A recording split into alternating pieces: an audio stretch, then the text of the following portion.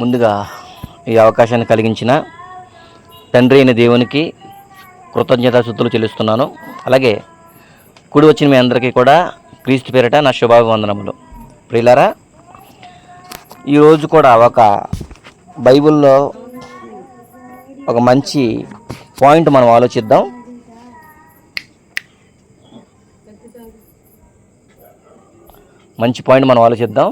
జాగ్రత్తగా బైబిల్ని మనం పరిశీలించాలి. ప్రియులారా, ఆది కాండం మొదటి అధ్యాయమే. ఒకసారి మొదటి వచనం చదవండి. ఒకసారి ఆది కాండం మొదటి అధ్యాయం. ఆది యందు దేవుడు భూమి ఆకాశములను సృజించెను. ఓకే, ఒక నిమిషం. తర్వాత 5వ వచనం, దేవుడు వెలుగునకు పగలనియు చీకటికి రాత్రి అనియు పేరు పెట్టెను. అస్తమయమును ఉదయమును కలుగుగా ఒక దినమాయెను. 6, మరియు దేవుడు చాలమ్మ. 9వ వచనంలో ఏమనుంది? దేవుడు ఆగు ఒక నిమిషం. తర్వాత 11వ వచనం దేవుడు. తర్వాత 13వ వచనం దేవుడు మంచిదని దేవుడు చూచెను.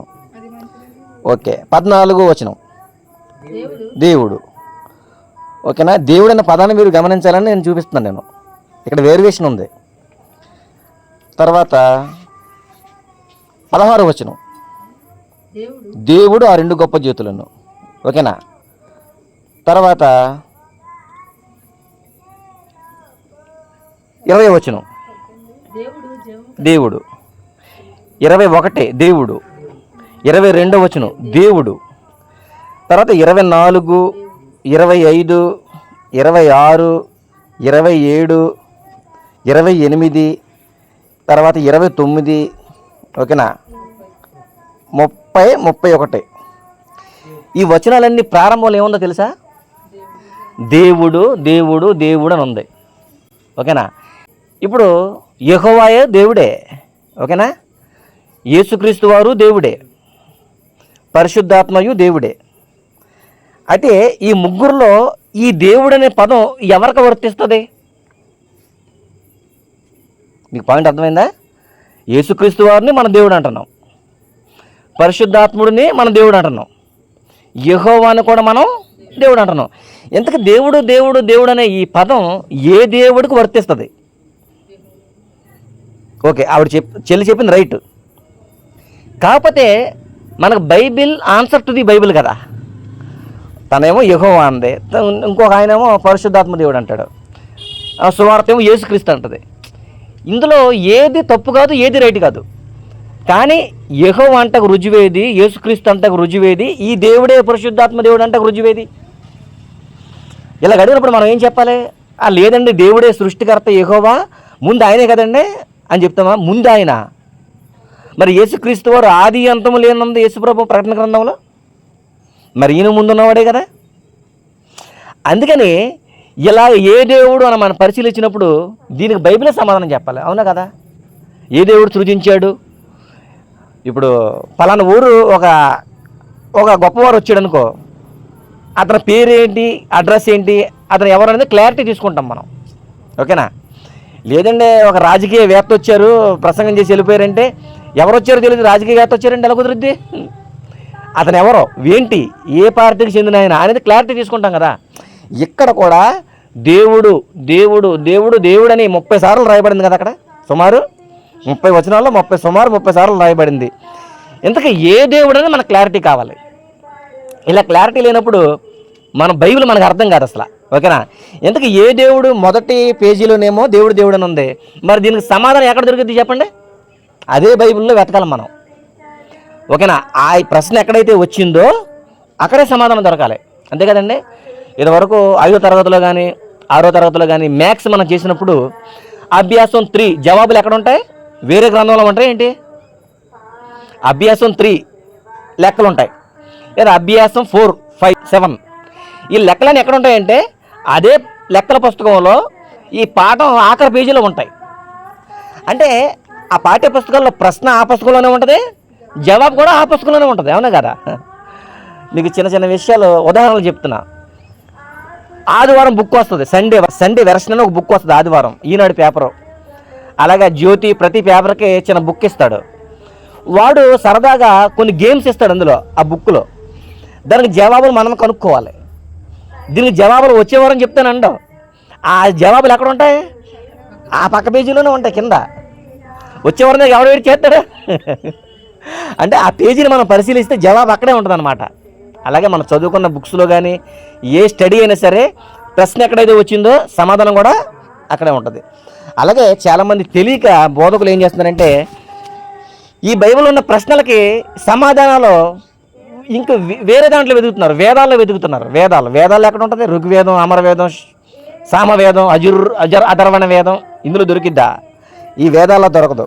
కాబట్టి ఈ దేవుడు అని రాయబడింది. కాబట్టి ఈ దేవుడు ఎవరు మనం క్లారిటీ తీసుకోవాలి. ఫస్ట్ మనం పక్క పేజీ తిప్పండి ఒకసారి, ఈ క్లారిటీ అయిపోద్ది వెంటనే మనకి. పక్క పేజీ తిప్పగానే 2వ అధ్యాయంలో, ఓకేనా, 2వ అధ్యాయంలోనే మనకి ఏముంటుందంటే చూడండి ఒకసారి. 2వ అధ్యాయం 4వ వచనం జాగ్రత్తగా చదవాలి. దేవుడైన యెహోవా భూమిని ఆకాశమును చేసిన దినమందు భూమి ఆకాశములు సృజించబడినప్పుడు వాటి ఉత్పత్తి క్రమం ఇదే. ఓకే, చూసారా? దేవుడైన యెహోవా అని క్లారిటీ ఇచ్చేసాడు అక్కడ. ఈ యెహోవా ఏం చేశాడంటే భూమిని ఆకాశమును చేసిన దినమందు. చూసారా?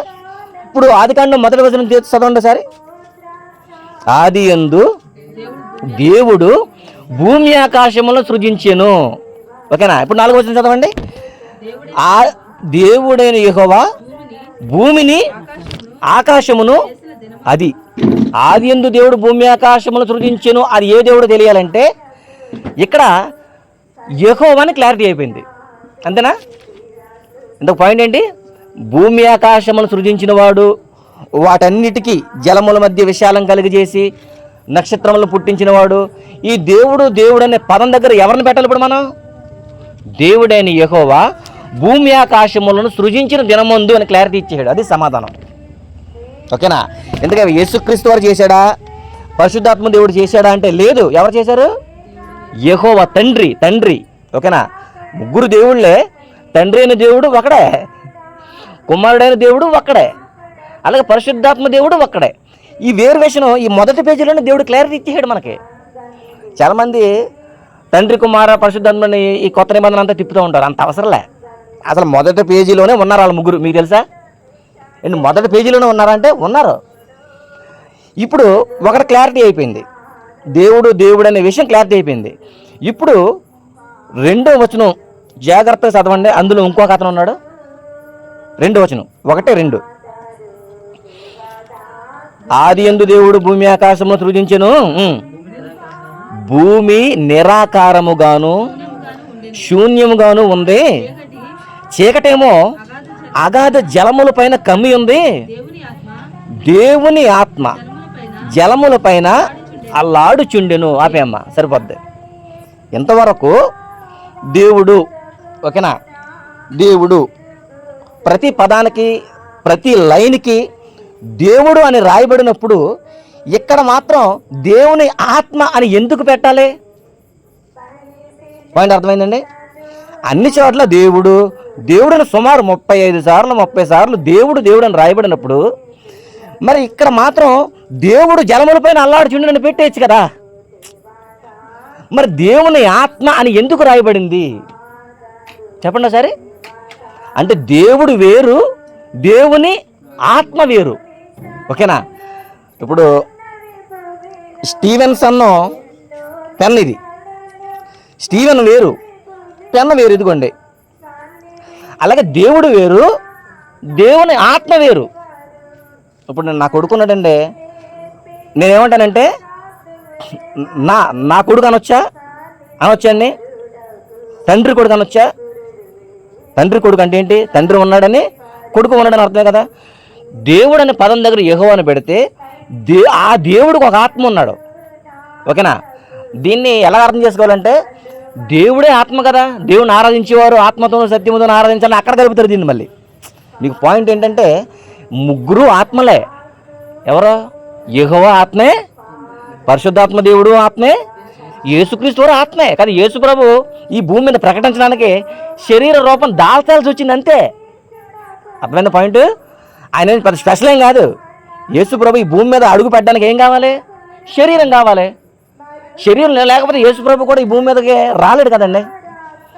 అలాగైతే యెహోవా కూడా శరీరం తగిలిస్తే ఆయన కూడా భూమి మీదకి వచ్చేయచ్చు. ఓకేనా? పరిశుద్ధాత్మ దేవుడు కూడా ఒక శరీరాన్ని అమరిస్తే ఆయన కూడా భూమి మీదకి వచ్చేయచ్చు. కాబట్టి ఇక్కడ దేవుని ఆత్మ అంటే ఎవరో?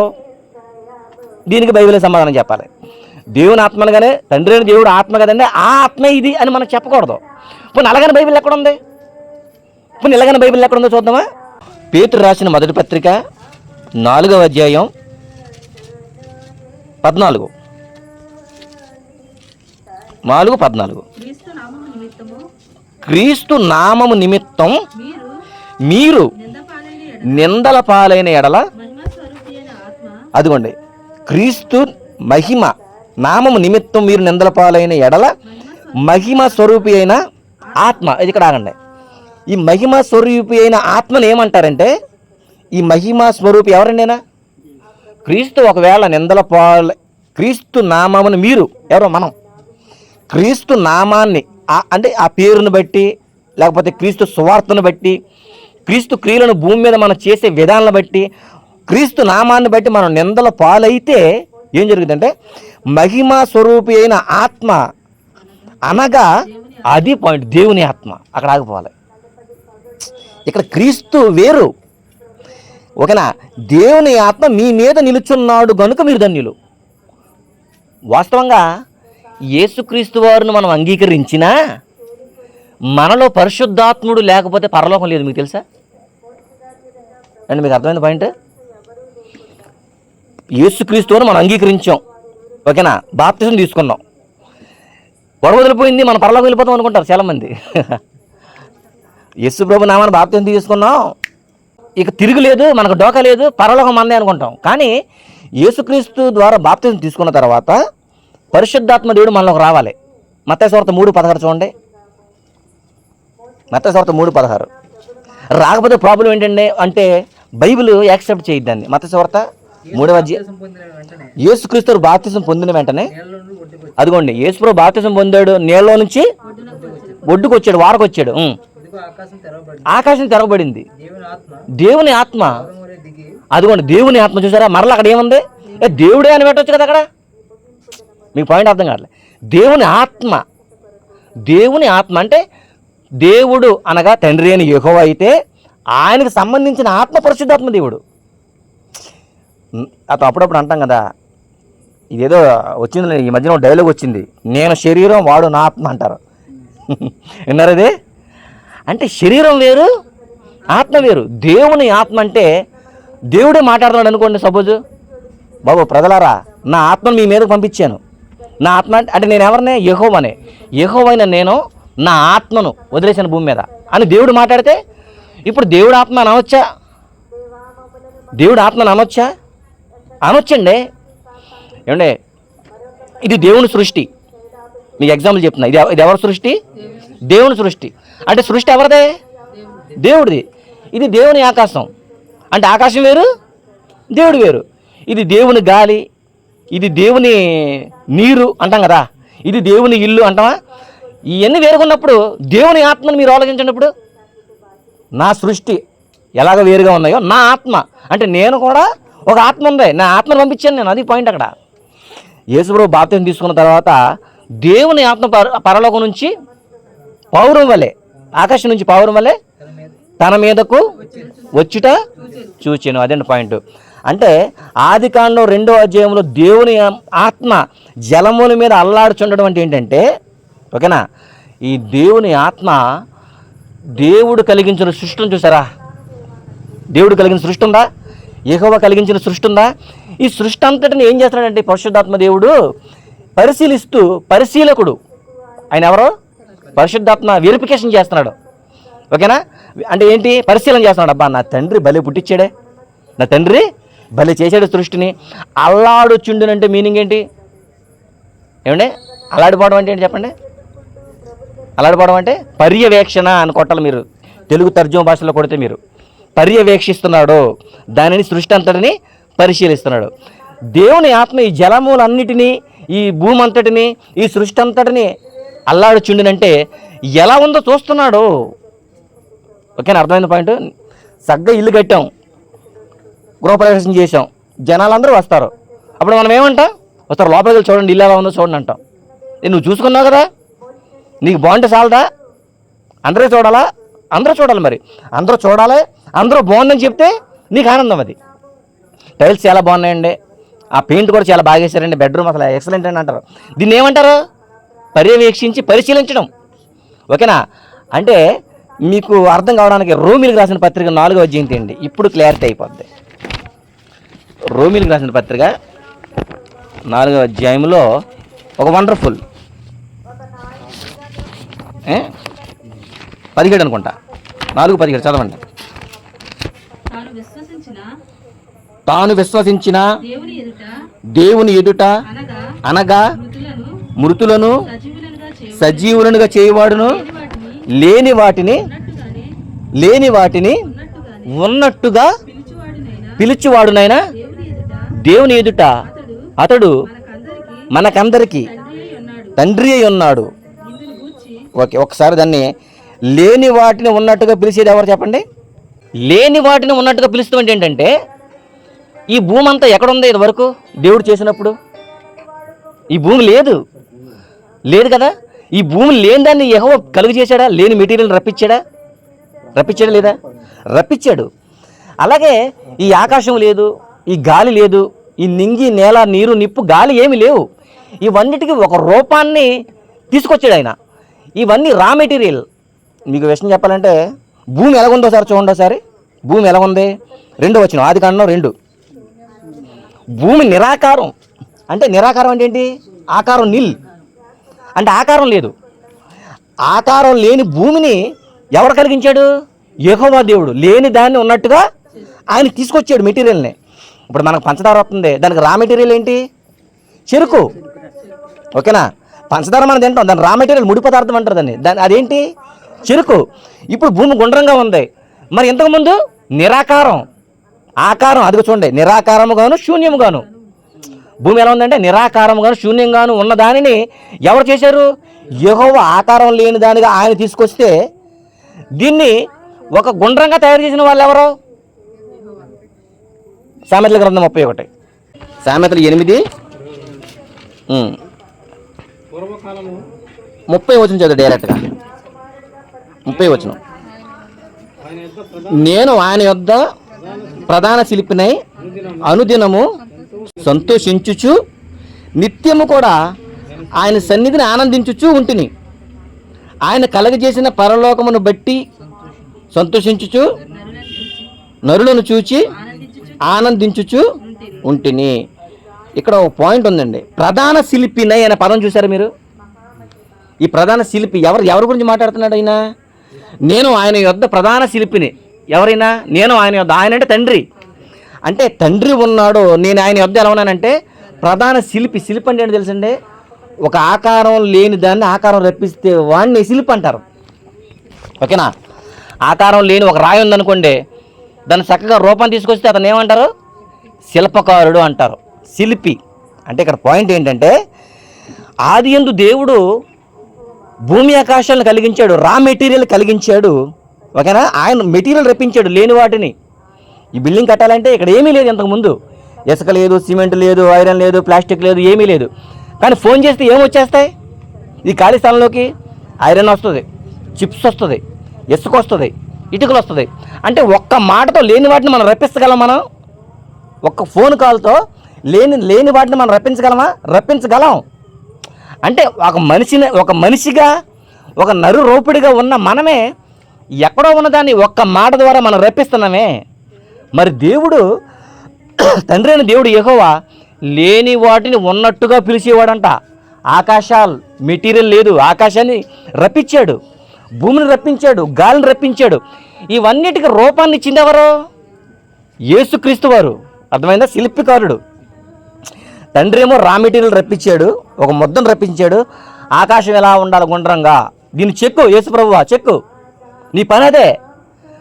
నువ్వు ఈ భూమిని చెక్కు, గుండ్రంగా ఉండాలి. కొబ్బరి చెట్టు ఇలా ఉండాలి, దాని ఆకులు ఈ టైపులో ఉండాలి. రావి చెట్టుకి వేరే టైపులో ఆకులు ఉండాలి. ఓకేనా? 90 లక్షల జీవరాశులు. పులికి జుట్టు ఉండాలి, సింహానికి మరెక్కువ జుట్టు ఉండాలి, ప్రతి దానికి తోక ఉండాలి. ఇదంతా ఎవరో? ఇదంతా కలిగించింది ఎవరో? యేసుక్రీస్తు వారు. వాటికి రూపాన్ని ఇచ్చింది కానీ, వాటి కళ్ళు కానీ, వాటి ఆకారాన్ని కానీ యేసుప్రభువే డిజైన్ చేశాడు సృష్టి ప్రారంభంలో సుమా. కానీ వీటన్నిటిని రప్పించింది, రా మెటీరియల్ రప్పించింది ఎవరో? యెహోవా దేవుడు. అర్థమైందా? తండ్రి ఏమో రా మెటీరియల్ రప్పిస్తే, కుమారుడేమో ప్రతిదానికి స్టీవెన్సన్కి ఈ టైపులో ఉండాలి, జుట్టు, ముక్కు, ఓకేనా, పళ్ళు ఇన్ని ఉండాలి, ఓకేనా, పలానా చోట పుట్టాలి, పలానా వ్యక్తి 6 అడుగులు ఉండాలి, పలానా వ్యక్తి 3 అడుగులే ఉండాలి.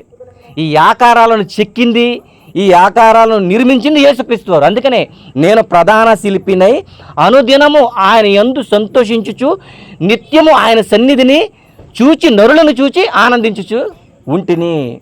అంటే పరలోకములో యెహోవా ఉన్నాడు, తండ్రి అయిన యెహోవా ఉన్నాడు, యేసుక్రీస్తు వారు ఉన్నాడు, పరిశుద్ధాత్మ దేవుడు ఉన్నాడు. తండ్రి అయిన దేవుడు పని ఏంటంటే లేని వాటిని ఉన్నట్టుగా పిలిస్తే వచ్చిన దాన్ని ఒక రూపాన్ని తీసుకొచ్చాడు. ఎవరో? యేసుక్రీస్తు వారు. మరి పరిశుద్ధాత్మ దేవుడి పని ఏంటంటే దేవుని ఆత్మ జలముల పైన అల్లాడు. జలములు అంటే ఏంటి? జలములు అంటే ఏంటి? జలముల పైన ఎందుకు అల్లాడు ఈయన? చెప్పండి. జలముల పైన ఎందుకు అల్లాడాలి చెప్పండి ఒకసారి. జలములు అంటే మీనింగ్ ఏంటి? మీ క్వశ్చన్ చెప్పనండి. అసలు జలము లేని, నీరు లేని పదార్థం ఏది చెప్పండి ఒకసారి నాకు. నీరు లేని పదార్థం ఈ భూలోకంలో ఉందా?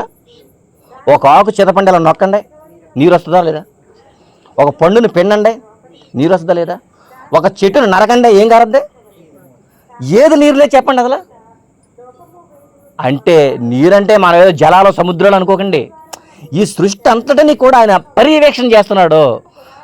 యేసు ప్రభు అంటే అన్నయ్యతో ఏమన్నాడంటే, అన్న అనొచ్చు, ఎందుకంటే సూపర్ చెక్కో, ఈ రూపం చాలా బాగుంది, భూమి గుండ్రంగా చాలా బాగుంది అంతట, ఓకేనా.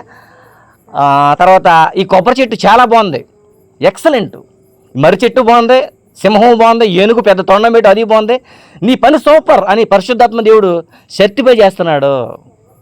ఓకేనా పాయింట్.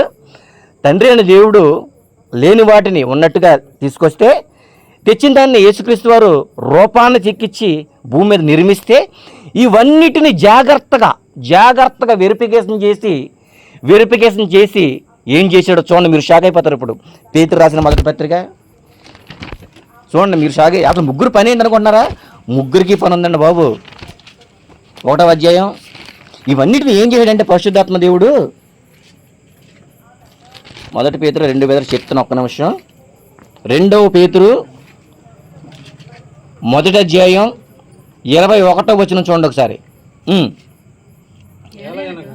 ఏలయనగా ప్రవచనము ఎప్పుడును మనుష్యుని ఇచ్చ అంటే కోరికను బట్టి కలగలేదు కానీ మనుషులు పరిశుద్ధాత్మ వలన ప్రేరేపింపబడిన వారే దేవుని మూలంగా పలికిరి. ఈ వచనంలో మనకేం అర్థమైంది చెప్పనా? ఈ వచనంలో మీనింగ్ ఏంటంటే, తండ్రి నాన్న నువ్వు ఈ మెటీరియల్ అంతా కలిగించావు కదా, చాలా బాగా కలిగించావు, ఎక్సలెంట్. అసలు నువ్వు నీ మేధస్సుకి నీ జ్ఞానానికి నేను అంతు చెక్కలేను, అసలు వండర్ఫుల్. చాలా సంతోషపడ్డాడు పరిశుద్ధాత్మ దేవుడు. ఇక యేసుప్రభుని చూసి, ప్రతి దాన్ని ఎంత నీట్గా చెక్కావు, ఎక్సలెంట్, నీ పనితనం సూపర్, అసలు మంచి పనివాడే ఆయన యేసుప్రభు. ఓకేనా? పరలోకంలోనూ పనివాడే, ఈ భూమి మీద వడ్రంగా పని చేసుకుంటలోనూ పనివాడే. ఇప్పుడు ఆల్రెడీ నేను ఏమన్నాడో, నేను ఒక మీ కొరకు స్థలము కట్టగూరుచున్న స్థలమును నిర్మించడానికి వెళుతున్నానని చెప్పాడు కదా యోహాను సువార్త 14వ అధ్యాయంలో. ఇప్పుడు కూడా పని చేస్తున్నాడు. అయితే ఆయనేమో రా మెటీరియల్ రప్పించాడు, నువ్వేమో ఈ పనంతటిని చేసావు. నేనేం చేస్తాను తెలుసా? మీరు చేసిన ఈ 2 పనులన్నిటినీ జాగ్రత్తగా 42 మంది చేత ఒక బైబిల్ తయారు చేయించానయ్యా, అది నా పని. అసలు అర్థమైంది పాయింట్. ఈ బైబిల్ అంతా ఎవరి చేత రాయబడింది అనుకుంటున్నారు మీరు? పరిశుద్ధాత్మ ప్రేరణ వల్ల ఒక్క సున్నాయినను పొల్లైనను తప్పిపోకుండా రాయించే బాధ్యత నాది. మీరేం చేస్తారు చేయండి. అంతేనండి. కొబ్బరి చెట్టు గురించి రాశాడా బైబిల్లో? రాశాడు. పర్వతాల గురించి రాశాడా? జాగ్రత్తగా పరిశుద్ధాత్మ దేవుడు రాయించాడు. ఎందుకంటే నా తండ్రి కలిగించాడు, యేసు ప్రభు పని చేశాడు. దీన్ని నేనేం చేయాలి? జాగ్రత్తగా నా తమ్ముళ్ళందరూ ఈ భూమి మీద చదువుకోవాలి కాబట్టి, ఓకేనా, నేను రాయించాలి జాగ్రత్తగా. అది నా పని. అల్లాడుచుండనంటే ఏమనుకుంటున్నారు? అర్థం కాలే చాలామందికి. ఇది చాలా భయంకరమైన పని. అది అల్లాడిపోవడం అంటే బాధపడుతున్నాడండి, నవ్వుకుంటున్నాడండి, ఆనందపడుతున్నాడు, అది కాదు. ఇవన్నిటిని జ్ఞాపకం ఉంచుకొని ఒక పేతురు చేత, ఒక మోషే చేత, ఒక యెషయా చేత, ఒక ఎజ్రా చేత, ఈ పెద్ద ప్రవక్తలందరి చేత, ఈ శిష్యుల చేత, అపోస్తలుల చేత ఈ బైబిల్ అంతా నువ్వే రాయించాలి పరిశుద్ధాత్మ. ఓకే డాడీ, ఓకే రైట్, నేనే రాయింతాను. అదే నీ పని. మరి ప్రభు నీ పని ఏంటి? ఈ సృష్టి అంతా నీదే. కలిగి ఉన్నది ఏదియో యేసు లేకుండా కలుగలేదంతే.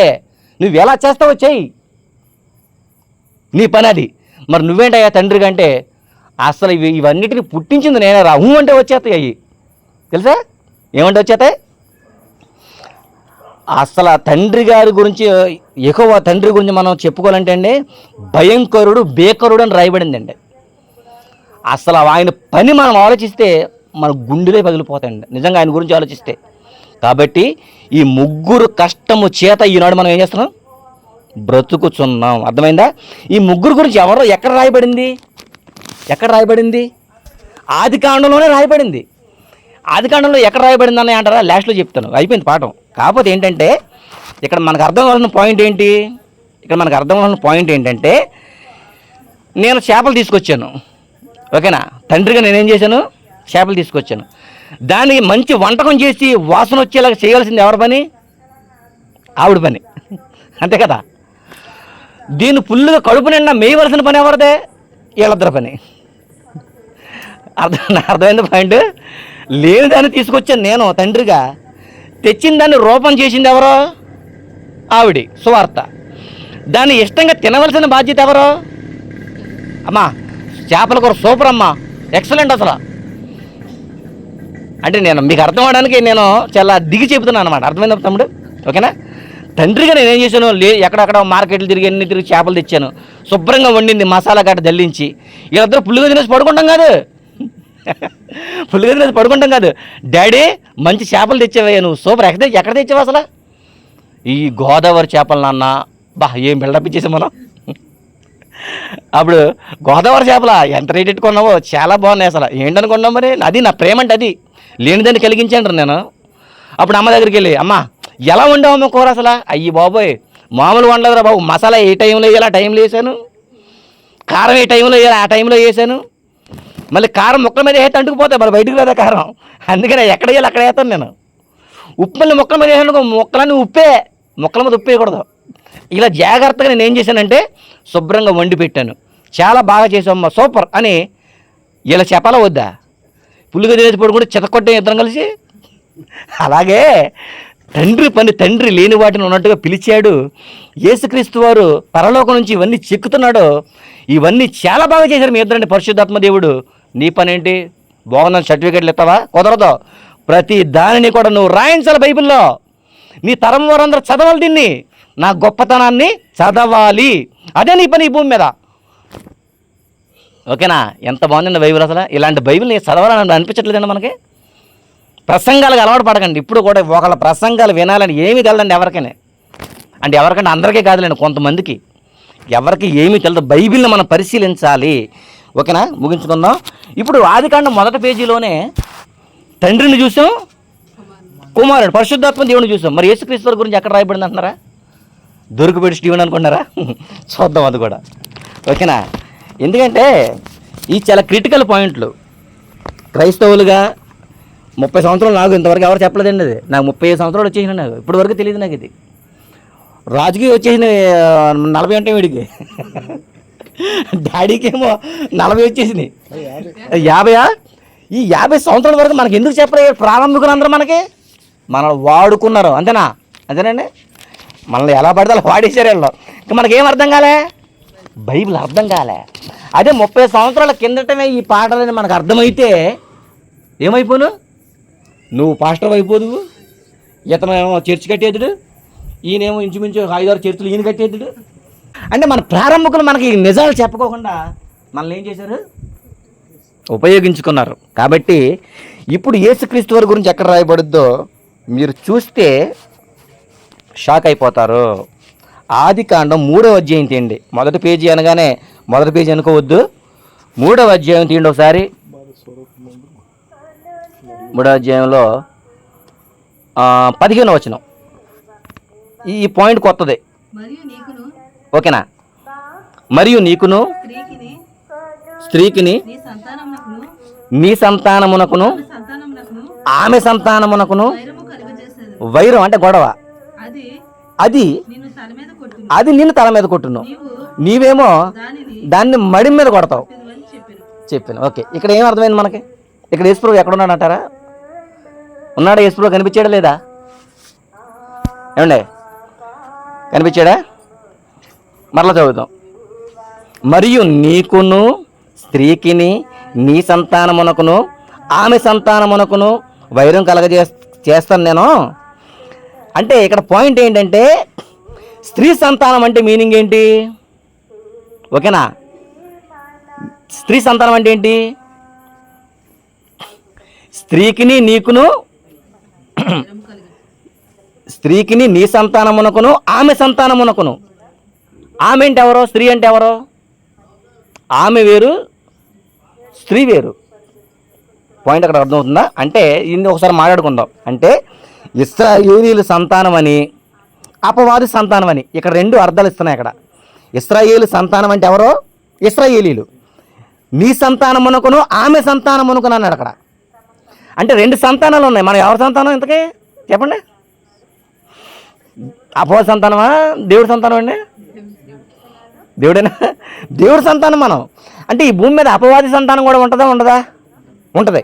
అపవాది సంతానం ఉంటుంది, దేవుడి సంతానం ఉంటుంది. అందుకని ఇక్కడ స్త్రీకిని నీ సంతానమునకును ఆమె సంతానం. అందుకని అపవాది సంతానానికి దేవుడి సంతానానికి వైరం జరుగుతుంది. ఇక్కడ భూలోకంలో వైరం జరుగుతుందా?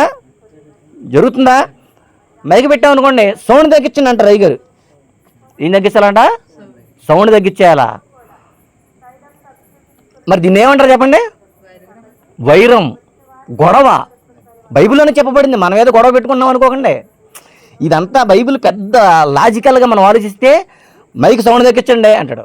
ఓకేనా? మేము మాత్రం దంచేస్తామన్న సౌండ్లు ఎరగదీసేస్తాం అసలు సంవత్సరానికి ఒకసారి పోప్ సాంగ్, డూప్ సాంగ్స్తో. మీరు మాత్రం ఏం చేయాలి? మంచి మాటలకి సౌండ్ తగ్గించండి. మాకు మంచి పడదు. బాగా చెడు మాటలు అయితే మాకు ఏం ఎక్కేస్తాయి? బాగా ఎక్కేస్తాయి.